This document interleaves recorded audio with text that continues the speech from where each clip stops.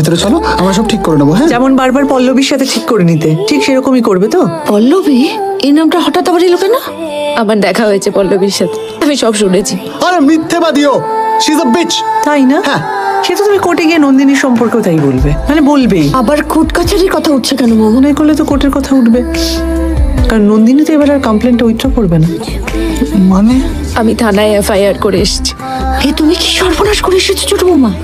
ভুল করেছি নন্দিনী, আমি সরি। আমি তোমাকে খুব ভালোবাসি, আমার ভুল হয়ে গেছে তুমি নন্দিনী। যেটা করেছো সেটাকে ক্রাইম বলে, তুমি একজন ক্রিমিনাল, শাস্তি তোমাকে পেতে হবে। বড় বৌমা, তুমি ছোট বৌমাকে বোঝাও।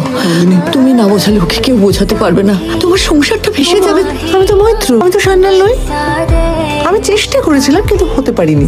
মিনতি দিকে কটা রুটি করতে হবে বলা, সকালে উঠে রান্নাঘরে যাওয়া, বাবাকে ঠিক সময়ে ওষুধ দেওয়া, রোজ বিকেলে নিয়ম করে চা করে দেওয়া, আমারই তো সান্যাল হয়ে যাওয়া নয়। আমি এ বাড়ির কেউ না, এই